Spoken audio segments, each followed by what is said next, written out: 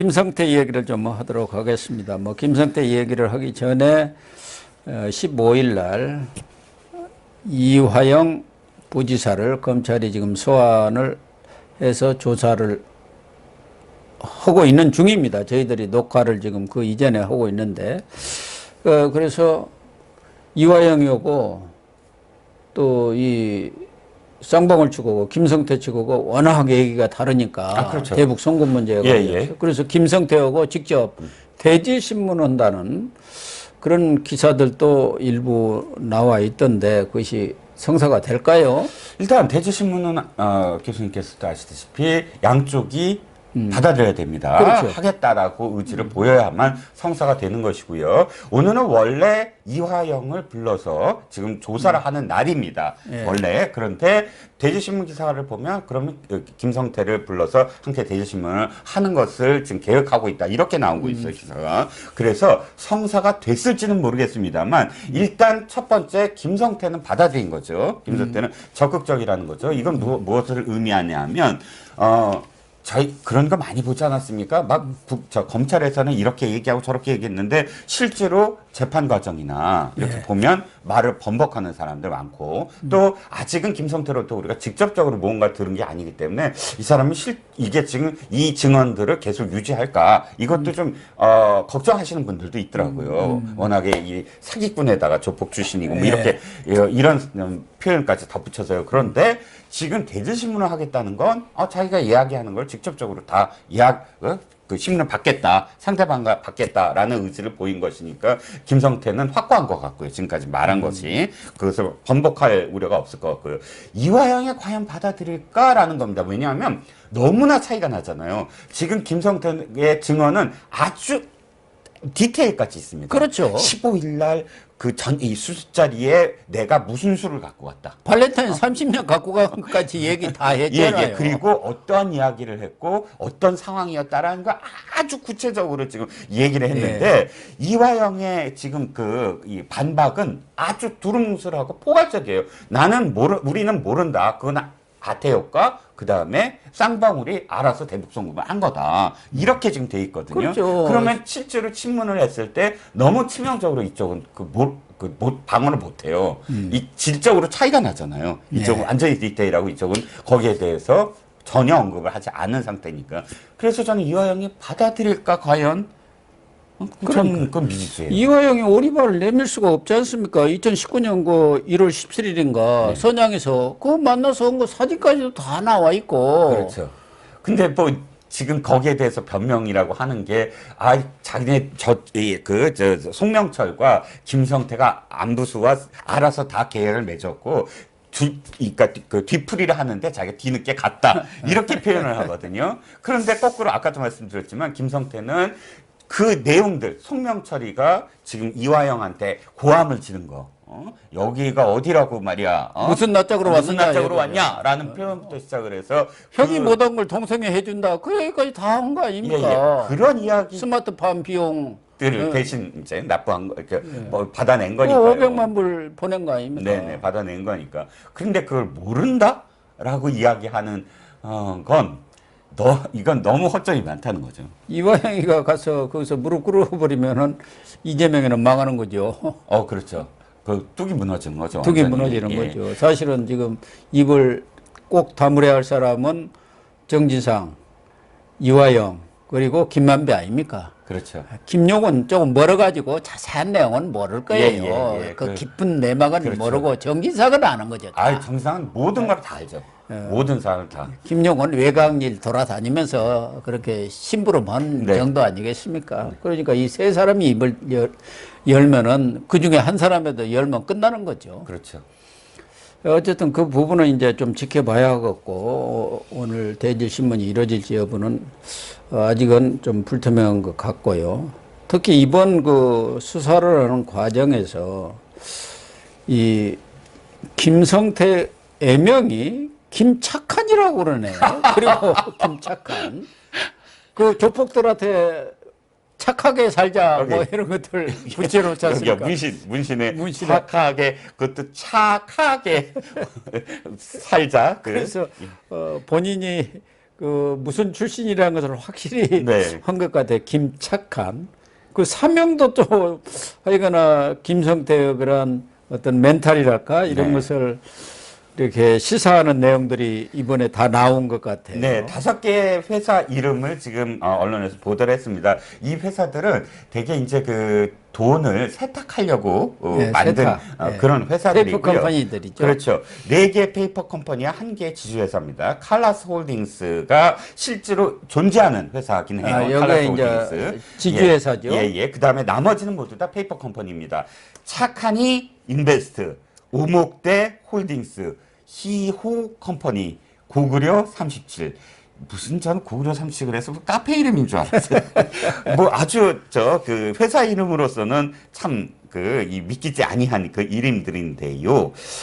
착한 인베스트부터 한번 보죠. 착한 이 그러니까 자기의 김착한이라는 예명을 붙여서 썼습니다.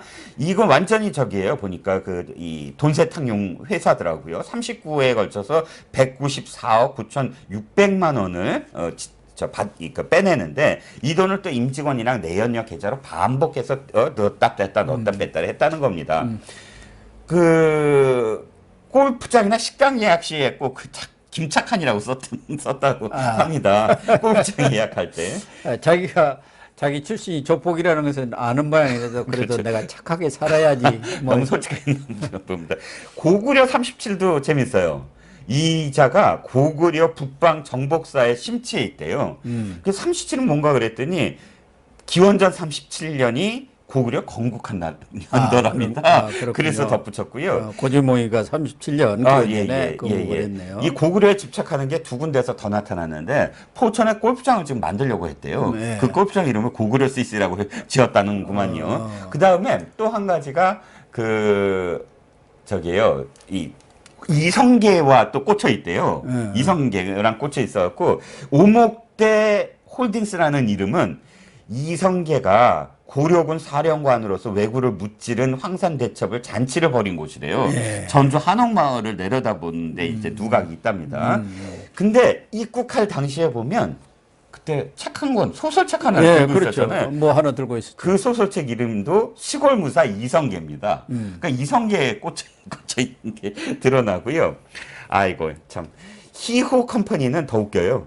2019년 9월 26일 날 이 종이회사를 급하게 만들었대요. 아주 이 돈 빼돌리려고. 그러다 보니까 뭐 고민할 시간이 없었대요. 회사 이름은. 근데 그때 옆에 있던 임원 이름이 시자와 호자가 들어가는구만요. 그래서 야, 네 이름으로 해 그래갖고 희호 컴퍼니라고 지었다고 합니다. 그런데 이 이름들을 보면은 착한 이 인베스트 아닙니까? 네. 그건 이 본인이 그런 조폭 출신이라는 것을 알 수가 있는데 또 나름대로 이 사업을 하면서 꿈을 상당히 원대하게 가졌구나 나름대로는. 그러니까 고구려 제국 같은 큰 경제 영토를 한번 마련해 보겠다. 그래서 북방 이런 쪽에 관심을 가진 거 아닌가 하는 생각도 들고 또 이성계처럼 쌍방울이라는 기업을 토대로 해가지고 거대한 경제 제국. 그래서 본인들이 배상윤이라고 KH그룹 회장이 있지 않습니까? 당신하고 나하고 이재명 집권하면은 이제 삼성이나 LG 같은 대기업이 대그룹이 되는 거야. 그렇게 서로 이렇게 짝이 맞아갖고 의형제까지 맺고 그렇게 했다는 거 아닙니까? 서로 의기투합했다는 거예요. 그렇죠. 자기가 어쨌든 전주 나이트파 출신이거든요. 당시에 이제 월드컵 파하고 전주 나이트파하고 서로 맨날 싸웠는데, 그러다가 서울 올라와서 이 불법 도박장 13개로 돈을 벌어갖고 고리대금업 하던 사람이 지금은 막 생명, 과학회사를 만들었다는 둥 아니면 나눴어요. 그냥 광림으로 북한의 어떤 광림은 특장차입니다. 그렇죠. 원래 회사는. 특장차, 이렇게 엠브란스라든가 이런 것들은 그렇죠. 이제 특장차라고 그러죠. 원래 특장차 회사였는데, 대북 광물을 어떻게 수입하는 회사로 키워보겠다. 하면서 지금 쌍방울이라는 그래도 이름 있는 그룹의 회장 아닙니까? 자기 딴에는, 나 지금 이성계처럼 큰 거 아니야? 라고 착각을 할 수도 있었겠죠. 그 착한 이 인베스트 그 대표를 이번에 그 수영비서라는 사람이 있지 않습니까? 이번에 윤정기사. 잡힌 사람. 예, 예. 그 사람을 이제 했는데 그 사람도 아주 유명한 이 조폭 출신이라는 거예요. 그래갖고 아주 김성태 신복이고 예, 예. 지금 고려 37 그 대표도 박모 씨인데 이 사람도 전북에서 대표할 때고 어둠의 세계에서 김성태하고 같이 이렇게 협업을 했던 사람이죠. 그래가지고 했는데 그 사람은 뭐 지난해 또 마약하다가 예, 거기서 저 구속됐죠. 구속돼서 마약으로. 나중에 뭐 집행유예로 풀려났던데 어쨌든 김성태 주변에는 전부 이 주목 쓰는 사람 아니면 없는 것 같아요. 아니 그러니까 지금 대표적인 게 그 최우향 예. 쌍방 부회장이잖아요. 그렇죠. 그것도 부회장 아니에요. 목포 새마을파 출신이에요. 제가 예. 그 이 출신들을 전부 다 조폭 계보들을 찾아봤거든요. 그 다음에 KH 배상류는 지금 저 전남 신영광파. 예. 신영광파이니까. 그리고 특히 쌍방울 임원들 있지 않습니까? 쌍방울 임원들이 모두 다 저 때 만난 사람들이에요. 불법 도박장.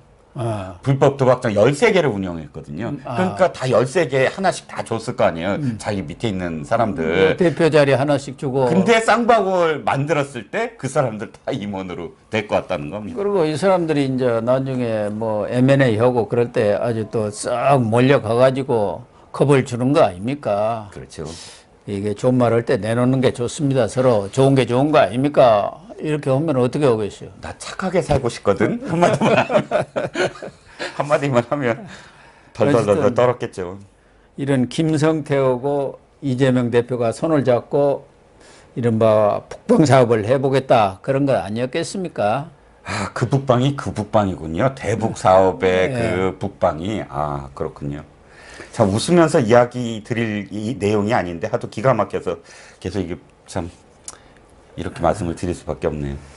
그런데 이제 김성태가 이번에 그 재경총괄 본부장 하던 전 매제가 들어와서 구속이 됐지 않습니까? 그 사람도 영장실질심사도 안 하고 이제 구속됐는데, 그 사람이 어떻게 입을 여느냐의 문제 아니겠습니까? 그렇죠. 구체적인 내용은 김성태 이 주먹 진 사람들은 큰 것만 그렇게 해요. 자세한 것은 이제 밑에 디테일한 것들은 이 재경 총괄 본부장 했다고 봐야죠. 그러니까 12, 20억 뭐 그런 것을 알아서 뭐 들린 바에 의하면 지금 김성태 그 재경 총괄 본부장이 김성태와 마주치지 않게 해달라. 라고 얘기를 했고, 또 실질심사도 안 받겠다라고 얘기했고, 이런 태도를 보면 뭐든지 다 얘기하겠다라고 지금, 그런 입장을 견지하고 있는 게 아니냐라는 거죠.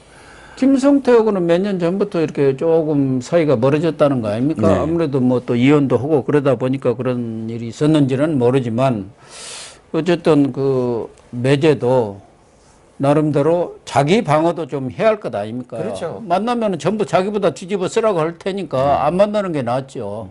정진상, 김용과는 다르죠. 김성태 이 부류들은 전혀 다를 겁니다. 돈과 얽혀 있었고 그 사람들 의리라는 게 돈 아니겠습니까? 그리고 정지상이나 이런 사람들은 뭐 의리라는 것은 정치적으로 공동체를 이루면서 한번 큰 뜻을 이뤄보자 그런 거 아니었겠어요. 그렇죠. 그렇기 때문에 좀 질과 양에 있어서 많은 차이가 있다고 봐야겠죠. 그렇죠. 어쨌든 이 김성태 참 이 정신세계가 특이하게는 특이한 것 같습니다. 네. 이런 사람들이 사실은 딱 맘만 먹으면 화끈하게 털어놓는데요.